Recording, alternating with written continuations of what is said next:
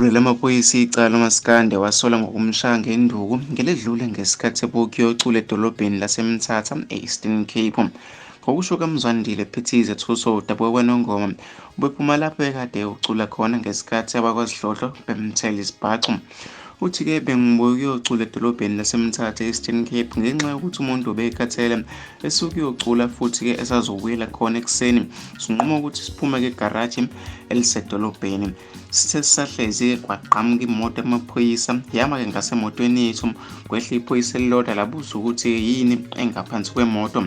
Ngithe ngisaqalaza ukuthi yini ekhonjwa iphoyisa angazi ukuthi yini kile abangishaye ngayo ngezwa-ke sekuqhuma-ke isibhacu nje engingasazi kwavele kwamnyama amehlo ngahanjelwa umqondo kubalisa-ke uPhithiza. Insizwa-ke iqhubeka ithi amaphoyisa awazange amhloma imibuzo abuza-ke ngoma noma-ke abuza ngomata ongaphansi kwemoto kwaqhuma-ke induku. Emva kwalokho amaphoyisa-ke amshayela umata angawazi.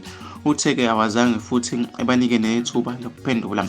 Uthe kwala noma-ke sememeza esho ukuthi engumculi yena uzele ukuzocula waveza-ke ney'pika-ke noma-ke iy'pika ebekade-ke zisemotweni kodwa-ke kwanhlanganizimuka nomoya ukhala kuPhithiza.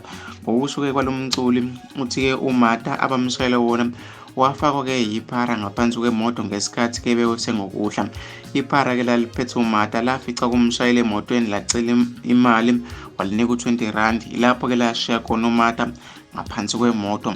Iqhubuthe-ke ubeseke esibhedlela eMthatha washaywa noma-ke washaya walimala esweni. Kumanje iso lakhe aliboni ilongwengwezi. Udalula ukuthi ngesikhathi uvula icala esiteshini samaphoyisa eMthatha ayengafuni ukumsiza. Ngithe-ke ngiyovula icala esiteshini samaphoyisa babevele-ke noma-ke bevele bamhleka bathi-ke akasho inombolo yemoto eyayihamba amaphoyisa. Wathi-ke akayibonanga inombolo kodwa-ke amaphoyisa engawakhomba.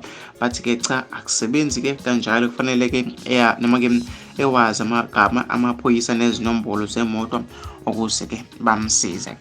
Phetha-ke uPhithiza yena-ke lo mculi. Mina-ke ngifisa ukuthi ngizwe uvo lwakho nombono wakho ukuthi wena ucabangani-ke ngalolu daba. Hlala lapha kwi-comment section.